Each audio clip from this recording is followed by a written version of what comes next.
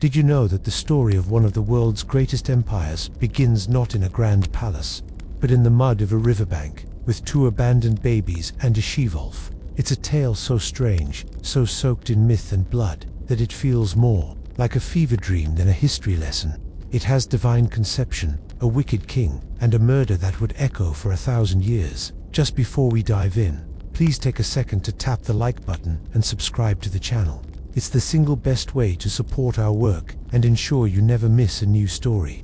We're always curious, so let us know in the comments what part of the world you're in and what time it is for you. Now, imagine yourself standing in a place before Rome was even a thought, before the Colosseum, before the legions. You are in the green, quiet hills of ancient Italy, a land of deep forests and slumbering volcanoes known as the Alban Hills. The air is thick with the scent of wild herbs and damp earth.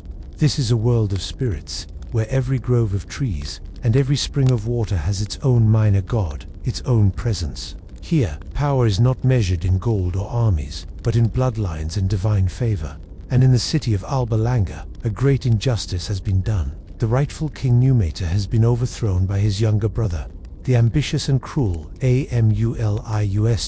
To secure his stolen throne, Amulus kills his brother's sons, and then, in a stroke of calculated piety, he forces his niece, Rhea Silvia, to become a Vestal Virgin. This is not an honor, it is a prison sentence. As a priestess of Vesta, goddess of the hearth, she is sworn to 30 years of celibacy. If she breaks her vow, the punishment is to be buried alive. For Amulus, it is the perfect solution. Rhea Silvia will have no children, no legitimate heirs, who could one day rise to challenge his rule. The bloodline of Numitor will end with her. You can picture her, a lonely figure tending the sacred flame in the temple, a symbol of purity whose life is a gilded cage. But the gods, it seems, have other plans. One afternoon, as she goes to a sacred grove to draw water, a shadow falls over her. The world goes silent, the birds stop singing. You feel a sudden chill in the air, a sense of immense, terrifying power. She looks up to see the god Mars himself, the embodiment of war, his armor gleaming like polished blood, his eyes burning with a fire that is not human. He has come for her. Historians and poets would later debate this moment for centuries. Was it truly a god, or was it a convenient story to cover a more earthly, and perhaps violent, encounter? What we know is this: in the quiet of that sacred grove, a princess sworn to chastity conceived 2 sons. The birth is a secret, a catastrophe for her, and a threat to the king.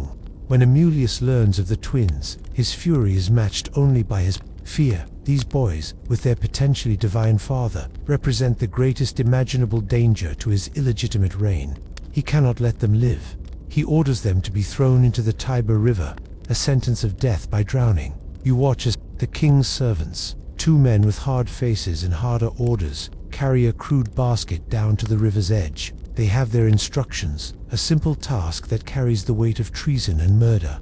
But when they arrive, they find the Tiber is a beast. Recent rains have turned the usually placid river into a churning, muddy torrent that has swallowed its banks whole.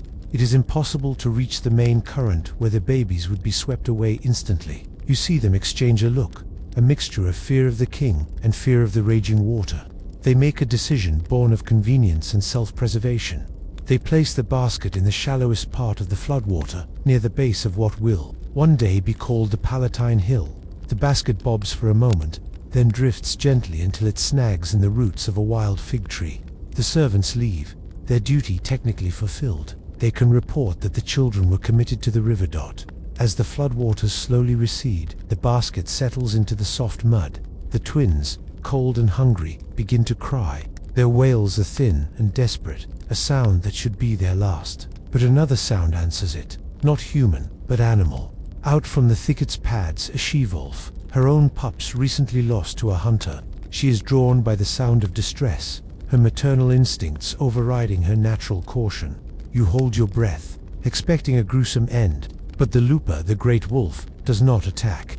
Instead, she lowers her head, sniffing the 2 infants with a strange tenderness. She nudges them with her nose, and then, in an act that would become the very symbol of Rome, she lies down beside them and offers them her teats. The wolf's milk, wild and rich, silences their cries and saves them from starvation. this impossible, sacred scene is eventually discovered. A shepherd named Faustulus, who tends the king's flocks on the hills, is drawn to the spot by the unusual behavior of a woodpecker, another animal sacred to Mars. He peers through the bushes and sees a sight that freezes him in place. A wolf, the enemy of his flock, is calmly nursing two human babies. He is a simple man, but he understands that he is witnessing something touched by the gods. He waits until the wolf has left and carefully gathers the two infants, still wrapped in their royal cloth, and takes them back to his small hut. His wife, Laurentia, welcomes them without question. They name the boys Romulus and Remus and raise them as their own. Historians still argue about this part of the legend. Some suggest that Laurentia was a woman of ill repute, and that the local shepherds had nicknamed her Lupa, which in Latin can mean both shavolf and prostitute. They propose that the fantastical story of the wolf was a later invention to cover up a more scandalous, but no less miraculous, tale of rescue. Whatever the truth, the result is the same. The boys who were meant to drown, the heirs to a stolen throne, are now safe, growing strong in the care of a humble shepherd, their veins flowing with the milk of a wild animal. You watch the years pass not by a calendar, but by the turning of the seasons across the Albon Hills. Romulus and Remus grow from boys into young men, shaped not by tutors and courtiers, but by the rough, honest life of shepherds. Their skin is darkened by the sun, their hands calloused from their work, their muscles hardened by chasing stray sheep across steep, rocky terrain. They do not know they are princes. They believe themselves to be the sons of Faustulus, and yet, you see something different in them, a fire that sets them apart from the other youths. It is the wolf's milk in their veins, the divine blood of their father, a quiet nobility that cannot be entirely suppressed by a humble upbringing. They move with a confidence that is unearned, a natural authority that makes others listen. Romulus is the more thoughtful of the two, his eyes often scanning the horizon, as if planning campaigns that do not yet exist. He is strategic, patient, and carries a quiet intensity. Remus is his opposite in many ways. He is quicker to laugh, quicker to anger, a whirlwind of charisma and impulsive action. He leads with a joke and a dare, where Romulus leads with a considered command. Together, they are a perfect team. You see them leading the other young shepherds, transforming them from a scattered group of boys into a disciplined band. They organize hunts not just for food, but for sport and for training. They are the first to defend their pastures against rival shepherds, the first to track down wolves that threaten the flocks. Soon, their reputation grows beyond their own small community. The area is plagued by bands of robbers who prey on the countryside, and the brothers begin to turn their hunts against these men. You watch them set ambushes, using their intimate knowledge of the hills and forests to their advantage. They fight, not with polished swords, but with hunting spears and hardened shepherd's crooks. A tool that in their hands becomes a surprisingly effective weapon. They become local heroes, protectors of the common folk, distributing the spoils of their raids among the poor, and earning the loyalty of all who know them.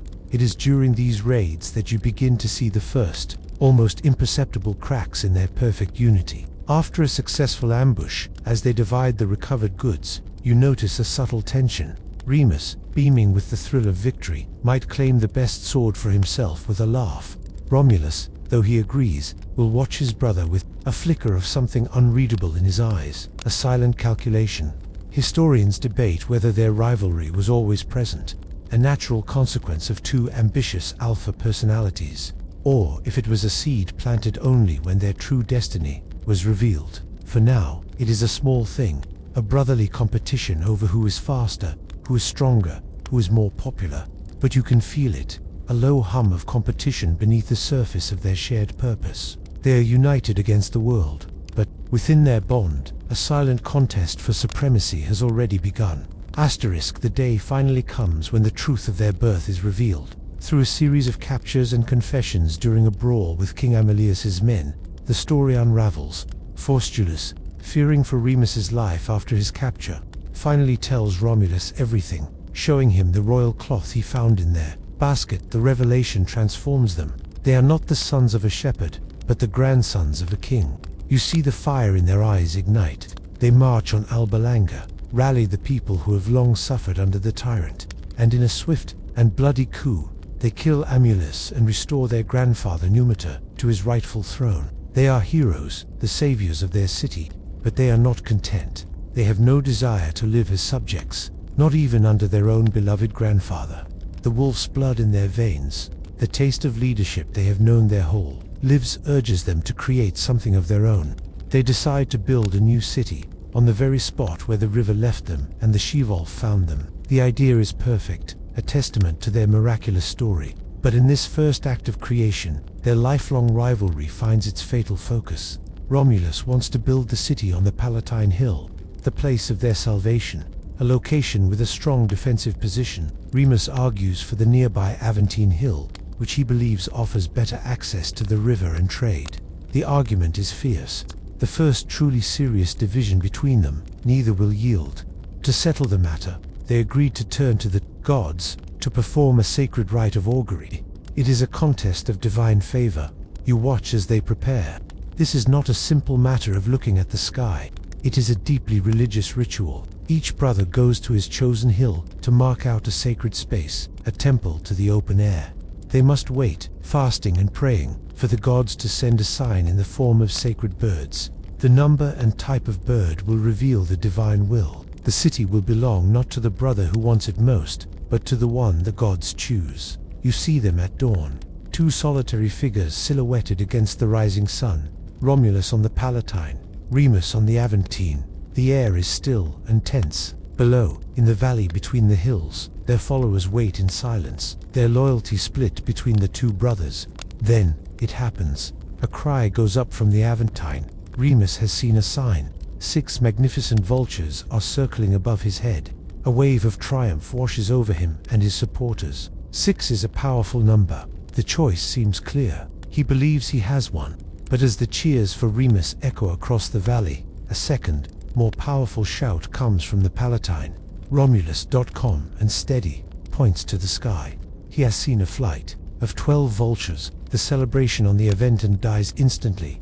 A furious debate erupts. Who did the gods favor? Remus saw the birds first, a sign of precedence. But Romulus saw double the number, a sign of greater power. Historians still argue over the proper interpretation of the omen, a debate that started in that very moment.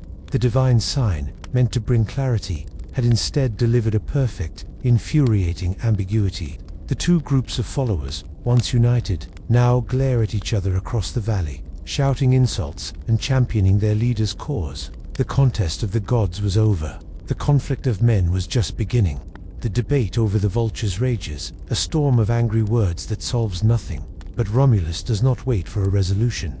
In his mind, there is no ambiguity. He turns his back on the arguments of men and begins the work of the gods. You follow him up the Palatine Hill, his supporters striding with him, their faces a mixture of confidence and grim determination. He is going to found his city, with or without his brother's consent. The founding of a city in the ancient world was not a matter of blueprints and surveyors. It was a profound religious ceremony, an act that bound heaven and earth. You watch as Romulus prepares for the ritual. He yokes a pure white cow and a powerful bull to a plow with a bronze blade. This is not just any plow. It is a sacred instrument meant to carve a boundary not just in the soil, but in the realm of the spirit. He begins to trace the city's perimeter, the perimetrium. This furrow he cuts, the sulcus primigenius, is the magical and legal line that will separate the city, the herbs, from the territory outside. The agger, the furrow itself, is sacred. The plow is lifted only where the gates will be, because the ground there must remain profane so that worldly things, like carts and corpses, can pass through. To cross the furrow anywhere else is a violation of the city's very soul. As Romulus painstakingly carves this line in the earth, you see Remus approaching, his followers close behind him. His face is a mask of fury and humiliation. He feels cheated by the gods, and now he is being mocked by his brother's arrogant piety. He begins to taunt Romulus, his voice dripping with scorn. This is your great wall, is it, brother? A child could step over this trench. What enemy will this keep out? The words are sharp, intended to wound, to diminish the sacred act into a pathetic game. Romulus's jaw is tight, but he does not stop. He continues to drive the bull and cow forward, his focus absolute. Remus, enraged by the silence, decides on the ultimate act of contempt. With a running start, He leaps clear over the shallow ditch and the mound of earth that Romulus has just plowed. You see the gasp from the onlookers. This is not a playful joke. It is the gravest possible sacrilege. It is a public declaration that he does not recognize the city's sanctity, that he does not respect the authority of its founder or its god's dart. In that moment, everything stops. Romulus straightens up, the plow handle still in his grip. He looks at his brother standing inside the sacred line, a defiant smirk on his face. The love and rivalry of a lifetime come to a single brutal point. There are different versions of what happened next, a debate that has lasted for millennia. Some say it was a centurion named Sella who struck the blow, acting on Romulus's orders. But the most powerful, most chilling version of the tale says that Romulus himself did it.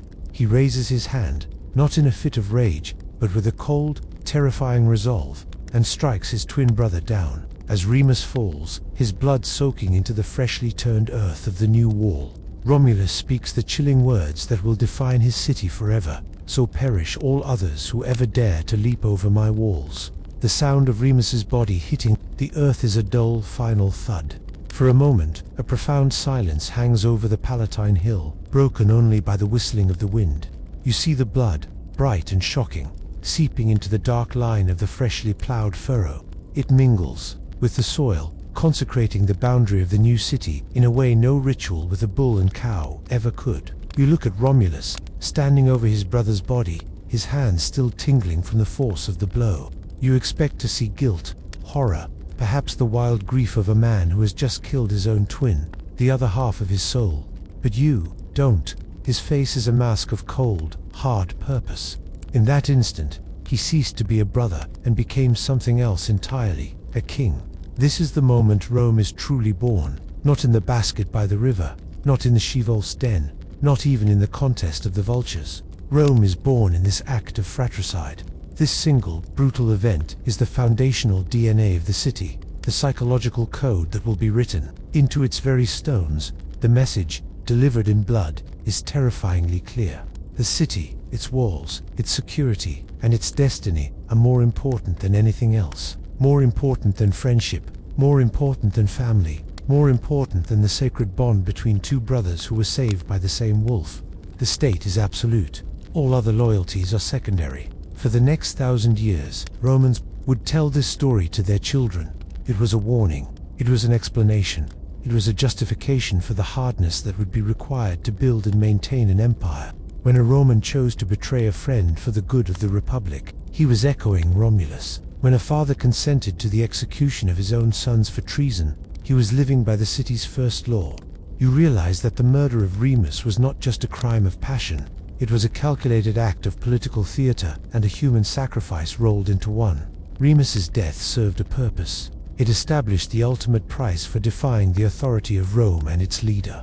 Later poets and historians, perhaps uncomfortable with the brutality of their own origin story, would try to soften the tale. They would suggest it was an overzealous follower who struck the blow, or that the killing happened in the chaos of a larger brawl. But the version that endured, the one that resonated in the Roman soul, was the one where Romulus himself, the founder, the lawgiver, is also the killer. They instinctively understood that this version held the deeper truth. It showed that power and creation were inextricably linked to violence. This was the logic of the wolf pack, not the family hearth. To build something new and strong, something that would last, you had to be willing to do the unthinkable. Romulus was willing, and in doing so, he laid the first blood-soaked stone of his city, a place he would now name after himself, Roma. But now he stands alone on his hill, king of an empty city, its first citizen and its first murderer. You are now the king of a city of one. The boundary is marked, the name is chosen, the price has been paid in a brother's blood. But as you look around at the empty space within your sacred walls, a new, practical problem presents itself. A city is not just walls and a name, it is people, and Rome has no people. It is a kingdom of grass and wind. For your city to survive, let alone grow, you need citizens, and you need them fast. Once again, you turn to a solution that is both brilliant in its pragmatism and deeply cynical. You cannot attract the noble families of Latium, so you will attract everyone else on the Capitoline Hill, the smaller of the two hills that will one day form the heart of Rome. You designate a space between two sacred groves as an asylum. In the ancient world, an asylum was a place under the direct protection of the gods. Anyone who entered it was untouchable, their past crimes or debts erased as long as they remained. You send out a proclamation to all the neighboring lands. Anyone who needs a new start, anyone fleeing injustice, persecution, or the consequences of their own actions, has a home in Rome. No questions will be asked. It is an open invitation to the dispossessed, and they come, first in a trickle, then in a flood. You see them arriving, a motley collection of humanity. There are runaway slaves, their backs still bearing the marks of a master's whip. There are farmers who lost their land, men drowning in debt with creditors at their heels. There are exiles banished from their own cities, and perhaps more than a few criminals and malcontents who simply ran out of other options. It is a city of refugees and runaways, a society built from the discarded pieces of other nations. You don't care about their histories. You only care that they are strong, able-bodied, and willing to swear their loyalty to you and to Rome. The plan works perfectly, almost too perfectly. Soon, the space inside your walls is teeming with life. Huts are being built, fires are lit, and the sound of voices echoes where once there was only silence. But as you survey your new population, a second, more dire problem becomes obvious. It is a population composed almost entirely of men. A city of bachelors has no future. It is a temporary camp, doomed to die out with its first generation. You need women, you need families, you need children to be born within the walls of Rome. First, you try diplomacy. You send ambassadors to the surrounding peoples, particularly the prosperous Sabines nearby. You make a proposal for the right of intermarriage, arguing that Rome is a city blessed by the gods, destined for greatness. The response is universal scorn. They laugh at your ambassadors. Why would they give their daughters to a motley crew of runaway slaves and debtors? The rejection is a profound insult, and it forces your hand. If your neighbors will not give you wives, you will take them. You devise a new plan, one that will rely not on diplomacy, but on cunning and force. You announce a magnificent festival, the Consuelia, with horse races and religious rites, and you invite all of your neighbors to attend.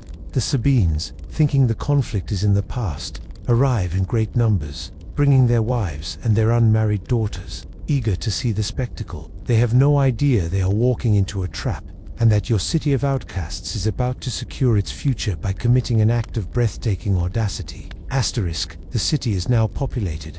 The crisis of the missing women averted through a combination of violence and eventual grudging reconciliation with the Sabines, who become one with the Roman people. You watch as Rome grows over the next 2.5 centuries under a line of 6 more kings after Romulus. Each adds something to the city, a new wall, a new temple, a new law. The collection of huts on the Palatine Hill slowly transforms into a genuine city-state, a power in the region. But the memory of Romulus, a king who took what he wanted, sets a dangerous precedent. The 7th and final king, Lucius Tarquinius, Superbus, or Tarquin the Proud, embodies this arrogance without any of the founder's divine justification. He rules not by consent but by fear, treating the Senate as an annoyance and the people as his personal property. You see the resentment simmering beneath the surface. The people are tired of his tyranny, his expensive wars, his grandiose building projects that drain the treasury and demand forced labor. The foundational spirit of Rome, built on a promise of new beginnings for the downtrodden, has curdled into a conventional dictatorship. The breaking point comes not in a great battle, but in a private home, in an act of personal violation that will ignite a revolution. It begins during the siege of a nearby city, Ardea. The king's son, Sextus Tarquinius, is drinking with his noble comrades, including his kinsman, Lucius Tarquinius Collatinus. They begin a drunken argument about whose wife is the most virtuous. To settle the bet, they ride back to Rome unannounced. They find the royal princesses engaged in lavish parties, but when they arrive at the home of Collatinus, they find his wife Lucretia quietly spinning wool late at night with her maids. She is the picture of Roman matronly virtue, and she wins the wager for her husband. But the sight of her beauty and her goodness plants a dark seed of desire in the heart of Sextus Tarquinius. A few nights later, he returns to her home alone. You watch as Lucretia, unaware of his intentions, welcomes him as a guest, a kinsman of her husband. It is a sacred duty of hospitality. But in the dead of night, he goes to her chambers, draws his sword, and threatens her. She is unafraid of death, but then he presents her with an unthinkable choice. If she resists, he will not only kill her, but he will also kill a male slave and place their bodies together, framing her for adultery. Her name, her family's honor, everything she values more than life itself, will be destroyed forever. Under this terrible threat, she submits. The next day, you see her, dressed in black, her face a mask of unbearable grief. She summons her father, her husband, and their most trusted friend, Lucius Junius Brutus. Brutus is a man who has survived Tarquin's purges by playing the part of a harmless idiot, his nickname literally meaning the dullard. Lucretia tells them what happened, her voice steady but filled with cold despair. She makes them swear an oath to avenge her honor. Then, before they can stop her, she pulls a dagger from her robes and plunges it into her own heart, saying that no woman should live with dishonor. The men are frozen in shock, but Brutus is transformed. The fool is gone. He pulls the bloody dagger from her chest and holds it aloft. He swears a new oath, not just for vengeance, but to drive the Tarquins from Rome and to ensure that no single man will ever hold such absolute power again. The personal tragedy has become a political manifesto. The age of kings is about to end in fire and blood. You see Brutus standing there, the bloody dagger held firm in his hand, no longer a symbol of Lucretia's despair, but a banner of revolution. The men around him, her husband and father, are paralyzed by grief, but Brutus is filled with a terrible, electrifying clarity. He has seen the final consequence of unchecked power. He will not let her sacrifice be in vain. He gives the order, and they lift Lucretia's body and carry her from the house. They do not hide their burden. They carry her through the streets and into the Roman Forum, the bustling heart of the city. They lay her body down on the cold stone for all to see. A crowd gathers, first curious, then horrified. You hear the gasps ripple through the people as they see the noblewoman, her black robes stained with blood. Then Brutus, the man everyone thought was a fool, steps forward. The persona of the dullard falls away like a cloak, revealing an orator of fiery brilliance. He tells them everything. He speaks of the tyrant king, the arrogance of his sons, the crime committed against Lucretia, a crime against all Roman honor. He holds up the dagger and recounts her final words and her heroic death. You feel the mood of the crowd shift from shock to a low rumbling anger, then to a roar of pure outrage. The story of this one woman becomes the story of everyone's oppression. The revolution is swift. The gates of the city are barred, an armed force is raised, and the people vote to exile Lucius Tarquinius Superbus and his entire family forever. The monarchy, which had ruled Rome for 2.5 centuries, is dead. But in the quiet that follows, a terrifying question hangs in the air. What comes next? They have torn down the old system, but what will they build in its place? The one thing everyone agrees on is this: they will never again have a king. The very word rex becomes a curse in Roman politics for the next 500 years. Their hatred of kingship is now the central, guiding principle of their entire political identity. They invent a new system, a res publica, a Latin phrase meaning the public thing or the property of the people. It is a government machine designed with one primary purpose: to prevent any single man from ever gaining absolute power again.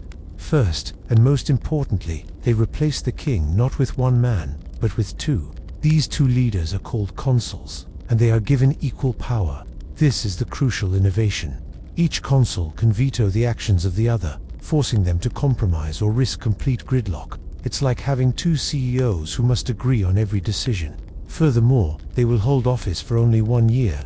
After that, they are private citizens again, accountable for their actions while in power. Below them, the Senate, which had been a mere advisory council to the kings, is given immense prestige and authority. It is the repository of tradition and experience, the steady hand guiding the state while the consuls come and go.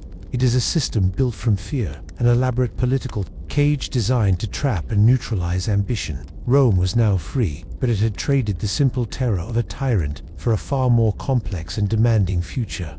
You watch as the new republic takes its first unsteady breaths. The ghost of King Tarquin has been banished. The word rex is now a profanity, and the two consuls with their 1-year terms and mutual veto power seem like a perfect defense against tyranny. A sense of collective ownership settles over the city. the race, publica, the people's thing.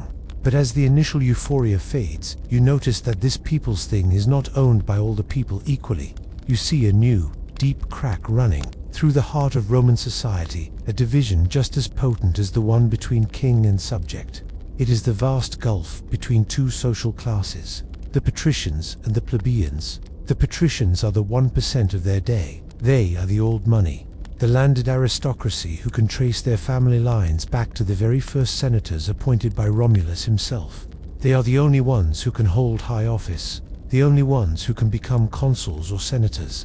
They control the state religion, interpreting the will of the gods in ways that, by a strange coincidence, always seem to benefit their own class. In their minds, the republic is their creation, their property, and their right to rule is as natural as the sun rising in the east.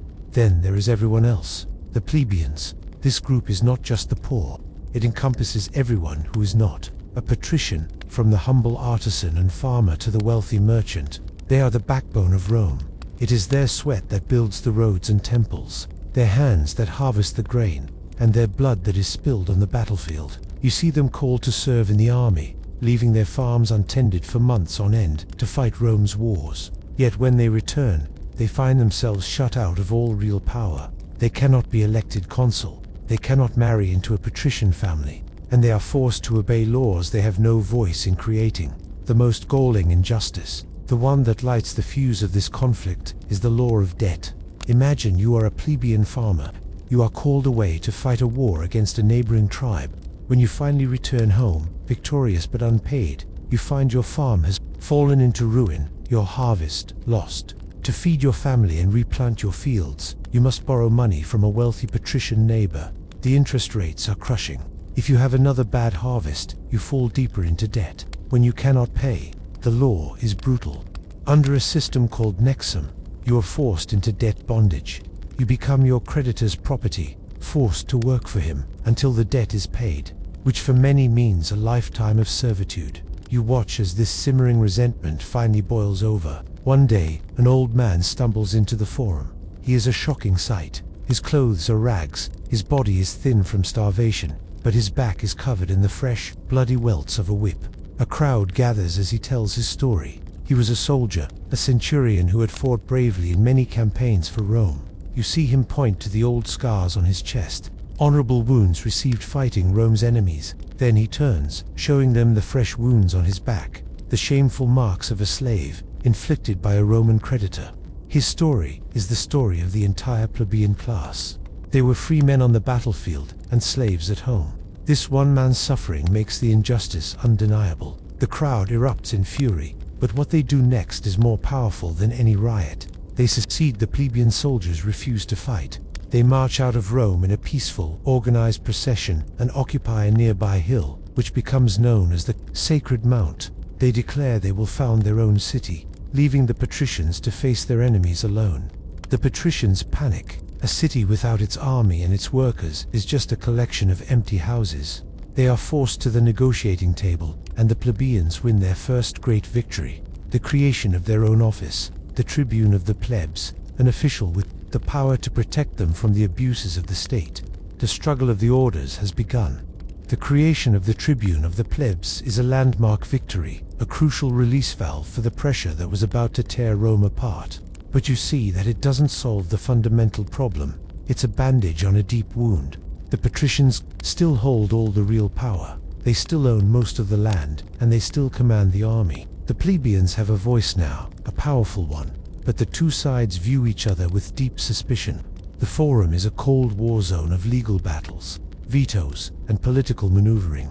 The city is a powder keg, and any small spark could set off another secession, or worse, a full-blown civil war. So, you stand in the position of a Roman consul, a patrician leader watching this fragile peace. What do you do? How do you hold together a state that is so profoundly divided against itself? You discover a solution that is as old as humanity itself, a piece of political alchemy that will become Rome's most effective and most dangerous tool. You find an enemy. You realize that nothing unites a fractured family like a threat at the door. Nothing makes internal squabbles seem petty and insignificant, like the prospect of a foreign army burning your fields. The simmering rage of the plebeians, directed at the patrician elite, can be redirected. It can be aimed outward, channeled into a disciplined fury against the Valsai, or the Aqui, or any of the other neighboring tribes who eye Rome's growing power with envy. It becomes a conscious strategy, a brilliant and cynical piece of statecraft. You see it play out time and time again. When tensions in the city reach a boiling point, when the tribunes are agitating for debt relief or land reform, a friendly temple priest will conveniently discover some terrible omen, or an ambassador will return from a neighboring city with tales of a grave insult to Rome's honor. Suddenly, the cry goes up. The homeland is in danger. A state of emergency is declared, and the call to arms is sounded. And just like that, the entire dynamic of the city shifts. The plebeian farmer who was days away from being enslaved by his patrician creditor is now handed a spear and told he is a soldier of Rome. The patrician aristocrat who viewed that farmer with contempt is now his centurion, his life depending on that farmer holding the line in battle. As they march out of the city gates together, wearing the same uniform, facing the same enemy, the labels of patrician and plebeian begin to matter a little less. They are replaced by the unifying identity of Romanus, Roman. Their shared hardship in the camp and their shared terror on the battlefield forge a bond, a temporary brotherhood that papers over the cracks in their society. And here is the most brilliant part of the cycle. If they are victorious, they return not just with glory, but with plunder.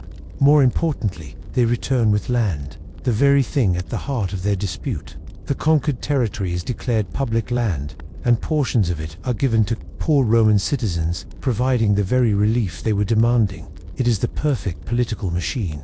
Internal conflict creates the pressure for war. War creates external enemies. Victory over the enemy provides the land and wealth that eases the internal conflict. It's a cycle of perpetual conquest fueled by social inequality. Rome doesn't just expand despite its internal problems, it expands because of them. The city has found a way to export its violence, to turn its rage into fuel for an engine of conquest that will soon consume all of Italy.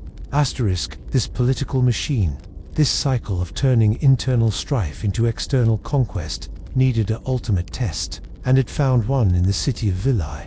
You look north, just a dozen miles from Rome, and you see her. Veii is not just another hilltop village of thatched huts. She is Rome's mirror image, her great rival, an ancient and wealthy Etruscan metropolis, perched on a formidable plateau of rock, encircled by massive stone walls. For centuries, Rome and Veii have been locked in a bitter rivalry, like two wolves fighting over the same kill. The Etruscans of Veii are sophisticated people, master artists and engineers, and they look down on the Romans as upstart barbarians. This is not just a war for land, it is a war for the right to exist, a battle for the future of central Italy. The war begins, and for years, it is a bloody stalemate. The Roman army, still largely a part-time militia of farmers, marches out each spring. They raid village territory, fight a few skirmishes, and then march home in time for the harvest. It's a seasonal affair, a violent habit, but they can make no headway against the city's impregnable walls. The strategy of channeling aggression outwards has hit a literal wall. The years drag on, and the constant, inconclusive fighting takes its toll back in Rome. The plebeian soldiers grumble.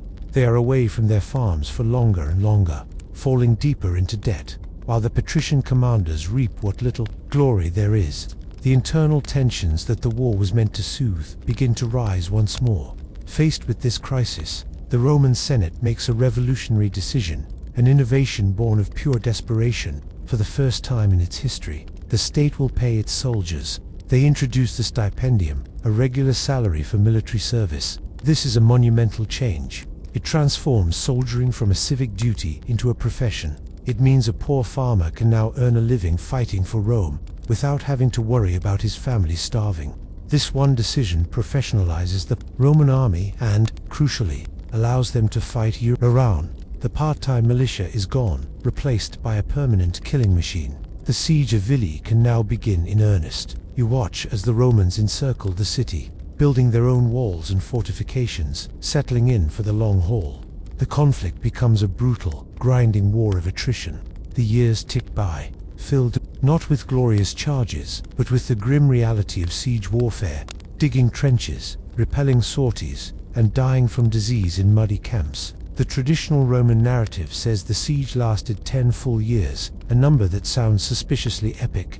Historians still argue whether this was the literal duration, or if Roman storytellers, always eager to aggrandize their past, deliberately styled it as an echo of the famous 10-year siege of Troy. The final victory comes not from a battering ram, but from a feat of engineering and treachery. Legend says that an oracle foretold that Veii would not fall until the nearby Alban lake was drained. The Romans, taking this divine hint, embark on a massive tunneling project. At the same time, a select group of soldiers begins digging another tunnel, a secret one, aimed directly beneath Veii's citadel. They worked for months in darkness. Finally, they emerge, breaking through the floor of the Temple of Juno, the patron goddess of Veii, right in the middle of a religious ceremony. The shock and chaos are absolute. While the city's defenders are distracted by this impossible attack, from within, the main Roman army storms the gates. The fall of Veii is total and merciless. The city is sacked, its wealth carried back to Rome, its people killed or sold into slavery, its very name erased from the map. The conquest of their greatest rival was a defining moment. It proved the system worked on a grand scale, and the taste of such total victory was intoxicating. The walk of shame from the Caudine Forks changes everything. You see the legionaries returning to Rome, their eyes downcast, the sting of that humiliation burning hotter than any wound. They were not beaten in a fair fight. They were out, their entire way of war rendered obsolete. In the Senate, the debate is furious, but the conclusion is clear. They will not be friends with the Samnites, and they will never be caught in such a trap again. That winter, you watch as the Roman army is broken down and rebuilt from its very foundations. They abandon the clumsy, Greek-style phalanx, the formation that failed them in the mountains. In its place, they invent something new, something flexible, something uniquely Roman. They create the Manipular Legion. Instead of one solid block of men, the new legion is arranged like a checkerboard. It is made of small, independent units of 120 men called maniples. This new structure is a marvel of tactical flexibility. On flat ground, the maniples can lock together to form a solid, powerful fighting line. But in rough terrain, they can move independently, flowing over and around obstacles like water, one maniple supporting the other. They also change their equipment. The long, awkward spear is replaced by two new weapons, the pilum and the gladius. The pilum is a heavy throwing javelin with a soft iron shank designed to bend on impact, making it impossible for the enemy to pull it out of a shield and throw it back. The Roman soldier would first hurl this javelin to disrupt the enemy charge, and then, with the enemy line in disarray, he would draw his new primary weapon, the gladius hispaniensis, a short, stabbing sword adopted from the fierce tribes of Spain. It was a brutal, ruthlessly efficient weapon designed for close quarters. Killing this new Roman army, flexible and deadly, returns to the mountains and systematically crushes the Samnites, conquering the highlands that had so recently been their school of defeat. With the Samnites subdued, Roman power now covers most of central and southern Italy. But this expansion brings them into conflict with a new set of enemies, the proud Greek city-states of the southern coast. These cities, part of a world called Magna Graecia, are wealthy, ancient, and cultured, accustomed to hiring the best soldiers money can buy. They appeal for help from the greatest military mind of their age, a man who wants to be the next Alexander the Great. His name is Pyrrhus, the king of Epirus in western Greece. You watch him arrive in Italy, a force of nature. He is a brilliant, charismatic commander, and he brings with him a terrifying new weapon the Romans have never seen before. War elephants. 20 massive beasts, their hides protected by armor, their tusks gleaming, with towers full of archers. On their backs, at the Battle of Heraclea, the Romans fight with their usual grim courage, but their cavalry horses, terrified by the smell and sight of the elephants, bolt in panic. The Roman line breaks, and Pyrrhus wins the day, but he is shocked by the cost. As he walks the battlefield, he sees that the Roman dead are all facing the enemy, their wounds all on their front. With an army of such men, he is said to have remarked, "I could conquer the world." He pushes onward, winning another battle at Asculum. Again, he is victorious, but again his losses are staggering. He has lost thousands of his best men, his veteran officers, the irreplaceable core of his professional army. The Romans, on the other hand, seem to have an inexhaustible supply of soldiers. For every legion he destroys, a new one seems to spring from the soil. After this second victory, as his generals congratulate him, Pyrrhus looks at the casualty lists and gives the immortal reply that will forever be linked to his name. One more such victory, and we are undone. He has won the battles, but he is losing the war. He has given a name to a new concept, the Pyrrhic victory, a victory so costly it is indistinguishable from a defeat. He cannot break the will of a people who treat defeat as a lesson and loss as a reason to redouble their efforts. He eventually gives up and sails back to Greece, leaving southern Italy to the relentless, stubborn Romans. You watch the last of Pyrrhus's ships disappear over the horizon, a fleet of ambition sailing back into the east. He leaves behind a profound silence in southern Italy. The Greek cities, particularly Tarentum, the very city that had summoned him, are now utterly exposed. They had gambled on a foreign king to save them from Rome, and they had lost. Their champion is gone, and the Roman legions, hardened by battles against elephants and phalanxes, now turn their cold, patient gaze upon them. There is no more talk of victory, only of survival. The Romans have a long memory for those who caused them trouble, and Tarentum had caused them a great deal of trouble indeed. The final conquest of the south is not a single glorious campaign. It is a methodical, almost bureaucratic process of subjugation. You see the legions march, not with the frantic energy of a desperate defense, but with the relentless, grinding confidence of a machine that knows its own strength. One by one, the remaining Greek cities submit. Some negotiate surrenders, hoping for lenient terms.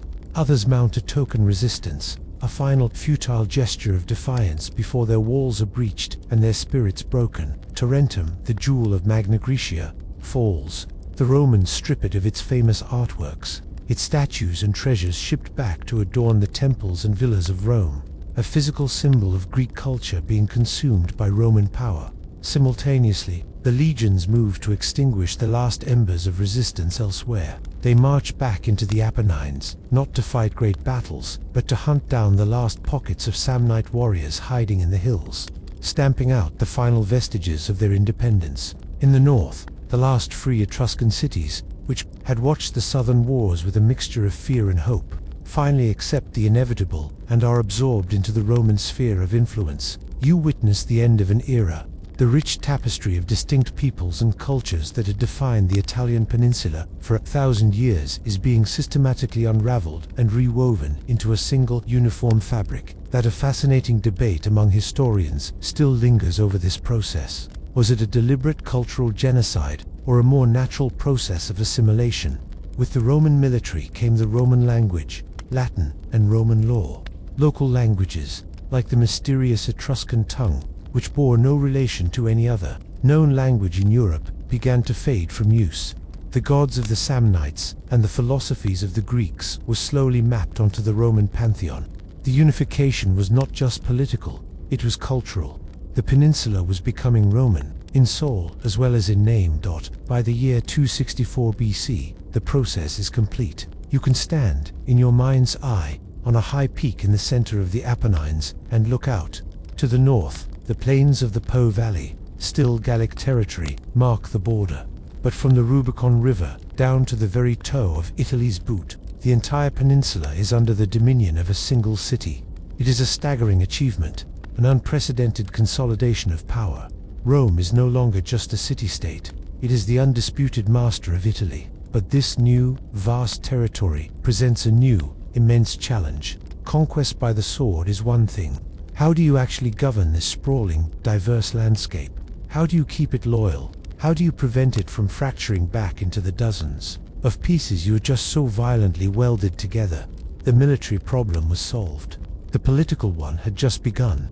You watched the last of Pyrrhus's ships disappear over the horizon, a fleet of ambitions sailing back into the east. He leaves behind a profound silence in southern Italy. The Greek cities, particularly Tarentum, the very city that had summoned him, are now utterly exposed. They had gambled on a foreign king to save them from Rome, and they had lost. Their champion is gone, and the Roman legions, hardened by battles against elephants and phalanxes, now turn their cold, patient gaze upon them. There is no more talk of victory, only of survival. The Romans have a long memory for those who caused them trouble, and Tarentum had caused them a great deal of trouble indeed. The final conquest of the south is not a single, glorious campaign. It is a methodical, almost bureaucratic process of subjugation. You see the legions march, not with the frantic energy of a desperate defense, but with the relentless, grinding confidence of a machine that knows its own strength. One by one, the remaining Greek cities submit. Some negotiate surrenders, hoping for lenient terms. Others mount a token resistance, a final futile gesture of defiance before their walls are breached and their spirits broken. Tarentum, the jewel of Magna Graecia, falls. The Romans strip it of its famous artworks, its statues and treasures shipped back to adorn the temples and villas of Rome, a physical symbol of Greek culture being consumed by Roman power. Simultaneously, the legions move to extinguish the last embers of resistance elsewhere. They march back into the Apennines, not to fight great battles, but to hunt down the last pockets of Samnite warriors hiding in the hills, stamping out the final vestiges of their independence. In the north, the last free Etruscan cities, which had watched the southern wars with a mixture of fear and hope, finally accept the inevitable and are absorbed into the Roman sphere of influence. You witness the end of an era. The rich tapestry of distinct peoples and cultures that had defined the Italian peninsula for 1,000 years is being systematically unraveled and rewoven into a single uniform fabric. A fascinating debate among historians still lingers over this process. Was it a deliberate cultural genocide, or a more natural process of assimilation? With the Roman military came the Roman language, Latin, and Roman law. Local languages, like the mysterious Etruscan tongue, which bore no relation to any other known language in Europe, began to fade from use. The gods of the Samnites and the philosophies of the Greeks were slowly mapped onto the Roman pantheon. The unification was not just political, it was cultural. The peninsula was becoming Roman, in soul as well as in name. By the year 264 BC, the process is complete. You can stand, in your mind's eye, on a high peak in the center of the Apennines, and look out. To the north, the plains of the Po Valley, still Gallic territory, mark the border, but from the Rubicon River down to the very toe of Italy's boot, the entire peninsula is under the dominion of a single city. It is a staggering achievement, an unprecedented consolidation of power. Rome is no longer just a city-state. It is the undisputed master of Italy. But this new, vast territory presents a new, immense challenge. Conquest by the sword is one thing. How do you actually govern this sprawling, diverse landscape? How do you keep it loyal? How do you prevent it from fracturing back into the dozens of pieces you just so violently welded together? The military problem was solved. The political one had just begun. The military problem was solved. But now you face a far more complex one. You stand at the head of a vast, conquered territory, a patchwork quilt of different cultures, languages, and resentments. History teaches that such empires are brittle, held together by fear, and prone to shattering at the first sign of weakness. Simply building garrisons and demanding tribute is the path to endless rebellion. You need a better way. You need to turn these conquered enemies into loyal subjects, and ideally, into Romans. What you devise is not a system of oppression, but a masterpiece of political engineering, a machine designed to generate loyalty. First, you bind the peninsula together with a network of roads. These are not winding country lanes. A Roman road is a statement of power, an artery of the state driven straight through the landscape, over mountains and across swamps. You watch the legionaries, no longer fighting, now put to work as engineers, laying down layers of sand, gravel, and stone to create a highway that will last for millennia. The most famous of these is the Via Appia, the Appian Way, stretching south from Rome. Its surface flat and smooth, allowing legions to march at speed to any trouble spot. But these roads carry more than just soldiers. They carry trade, they carry messengers, they carry Roman law and the Latin language. They ensure that all paths, quite literally, lead back to Rome, making the city the undeniable center of the entire world you control. Second, and most brilliantly, you do not treat all conquered peoples the same. You create a finely graded system of rights and privileges, a ladder of belonging that everyone is desperate to climb. A few select cities that proved their loyalty are granted full Roman citizenship.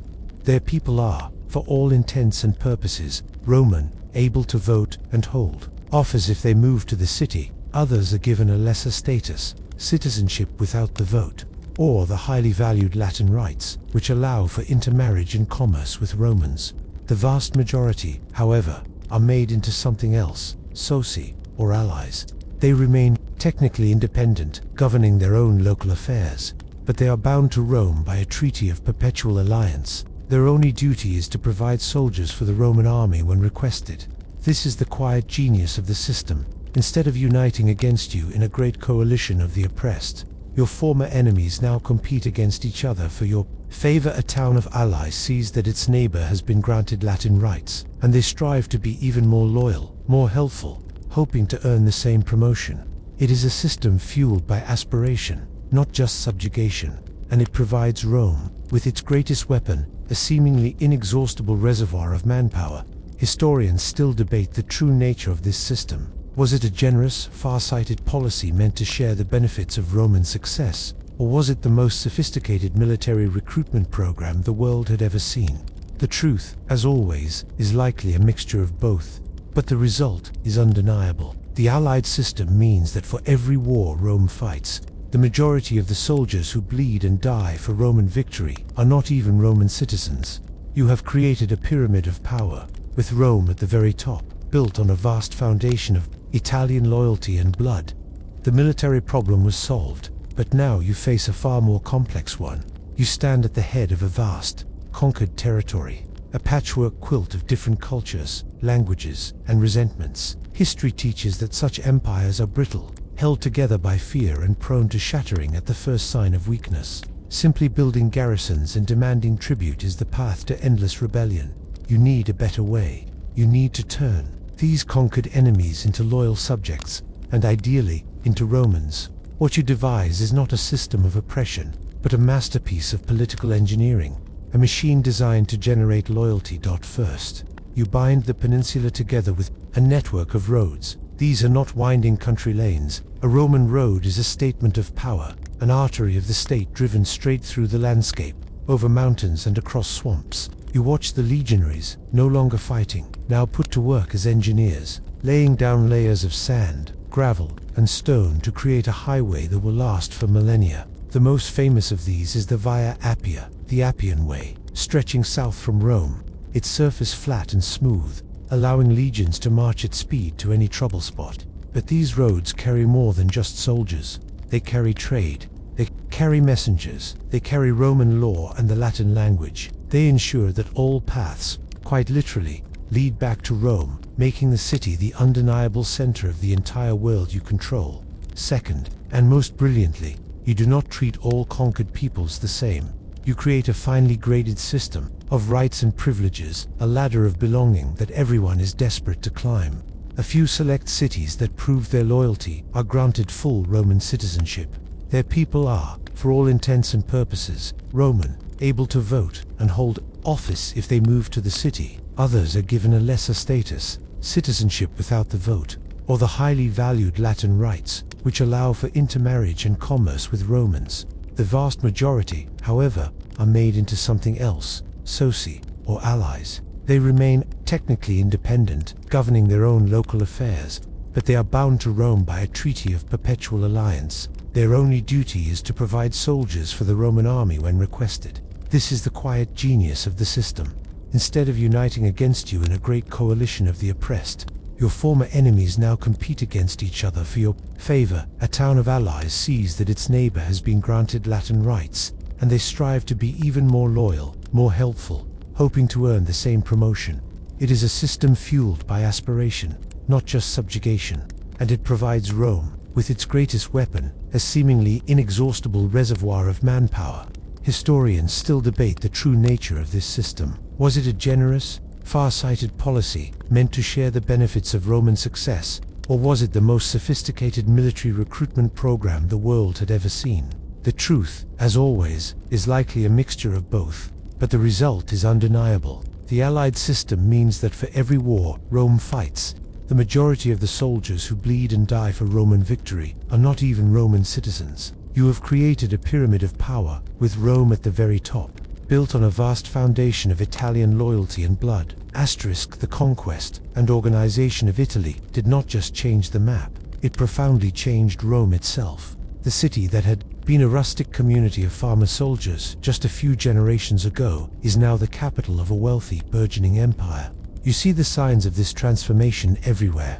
The plunder from Tarentum, the silver from Etruscan tombs, and the endless stream of tribute from the allies pour into the city. The old Roman values of austerity and stern simplicity, once seen as virtues, now begin to look a little old-fashioned. A new, intoxicating world of possibility is opening up. You see the rise of a new kind of Roman, the man who has grown rich. From the spoils of war, he is no longer content with a small family farm. He uses his newfound wealth to buy up the plots of his poorer neighbors, the very men who fought beside him in the legions. He consolidates these small holdings into massive agricultural estates called latifundia, vast ranches worked not by free citizens, but by gangs of slaves captured in Rome's wars. These estates are no longer for subsistence farming. They are cash crop factories, producing wine and olive oil on an industrial scale for export across the Mediterranean. This is the birth of Roman capitalism, ruthless and efficient. This new wealth creates a new class of powerful men, particularly the successful generals. A man like Scipio Africanus, who would later defeat Hannibal, returns from his campaigns not just as a war hero, but as a figure of immense personal prestige and wealth. He has the loyalty of his veteran soldiers, who owe their new farms and their signing bonuses directly to him, not to the Senate. You see the beginning of a dangerous shift.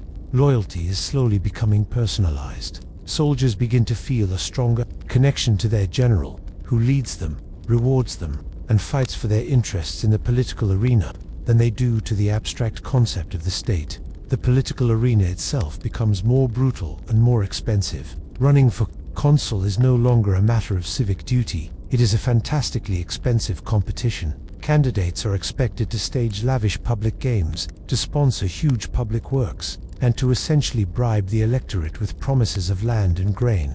Only the super-rich can compete, and to recoup their expenses and make a profit, they look to their year of governorship over a province after their consulship as a chance to plunder and extort. The old system, designed for a small city-state, is beginning to creak under the weight of this new, vast wealth and ambition.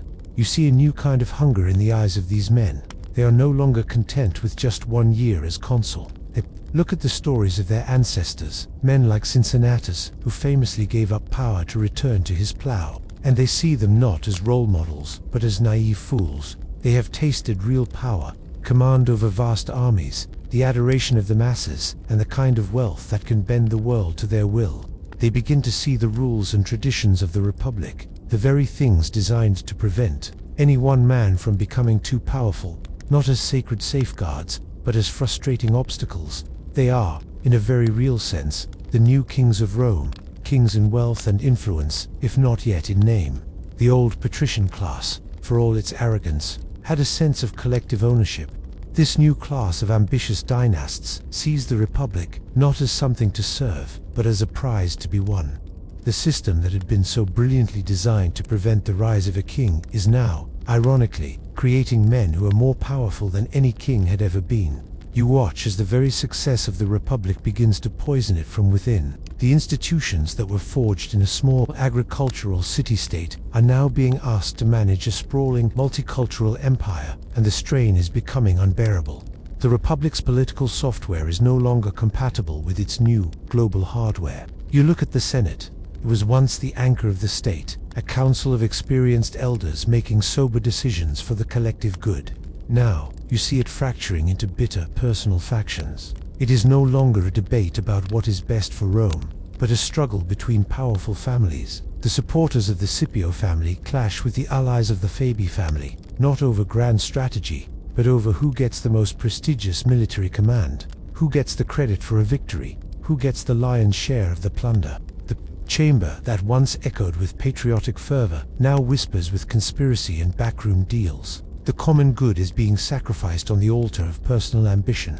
Then you look at the assemblies of the people, the supposed heart of the Republic. This is where citizens were meant to cast their votes, to pass laws, to elect their magistrates. But the system was designed for a world where every citizen lived within walking distance of the Forum. Now, Roman citizens are scattered all over Italy. The assemblies in Rome are attended only by the urban populace, a volatile mob that can be easily swayed by a charismatic speaker, or more often, by the promise of free bread and lavish games. A rich aristocrat can effectively buy legislation by funding a festival.